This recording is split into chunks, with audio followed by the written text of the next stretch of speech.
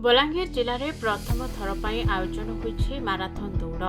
आज सकाळ 5टारे 21 kilometre marathon को पताका देखाई शुभारंभ करिसेंते राज्य स्वास्थ्य मंत्री मुकेश महालिंग। या सहित से निजे 10 किलोमीटर माराथन रे भाग नै दौड़िछन्ते।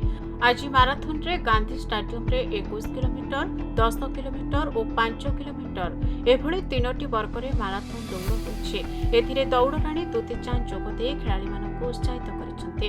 प्रथम थर बलांगीर एक हाफ माराथन आयोजन करिछि 5 किलोमीटर, 10 किलोमीटर, 21 किलोमीटर को लेकिन अनेक पाखापाखि हजार माने 5,000 ऊर्ध खेलाड़ी माने पार्टिसिपेट करछन्ती। उत्साहित करने आसती बहुत खुशी लगुच। एभली एक जिले एक प्रथम थर पर गोटे सुंदर माराथन आयोजन करछन्ती। आर मुख्य उद्देश्य होछि आमर फिट इंडिया, यंग इंडिया माने युवपीढ़ी माने यदि सुस्थ रहिबे ताले आगामी दिन में भविष्य निश्चित भाव सुस्थ रहिबो। आ सही परिप्रेक्षी एक माराथन आयोजन कराई। मते बहुत खुशी लगुच। खेलर अर्थ नुहे जे खाली गोटे ट्रॉफी किंबा मेडल।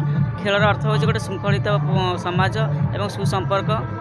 मते बहुत खुशी लगुच। समस्त पार्टिसिपेट करछन्ती। राति अधर उठी आसिक रही समस्त मन शुभेच्छा अभिनंदन जनाऊँ। राज्य स्वास्थ्य मंत्री मुकेश महालिंग मुख्य अतिथि भाव जोगदे पताका देखाई शुभारंभ करिसेंते। एथिरे 1300 प्रतियोगी राज्य भितर थिबा बेले 300 राज्य बाहर पंजीकरण करिथिबा सूचना रहिछि। आज ओडिशा रे प्रथम थर पाई all India Balangir half marathon program प्रतियोगिता एवं गोटे मेसेज देवाई आरंभ होईछि। ए अवसर रे मैं आयोजक कमिटी को बहुत बहुत शुभेच्छा सहित धन्यवाद जनइबी।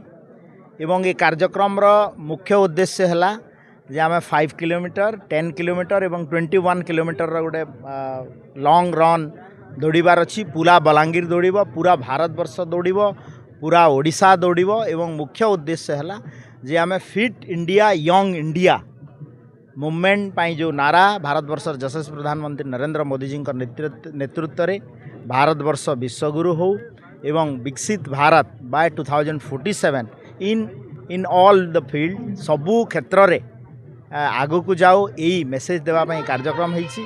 एवं आज प्रारंभिक कार्यक्रम रे आम सहित सम्मानित अतिथि भाव में जोग देइछन्ती आमर दौड़राणी अर्जुन एवार्डी आमर दुती चांद भौणी मध्य अछन्ती। एवं आयोजक मंडली समस्त समस्त सदस्य समस्त को बहुत बहुत कृतज्ञतार सहित धन्यवाद। बलांगीर गुप्तेश्वर पृष्टि रिपोर्ट खबर ओडिशा।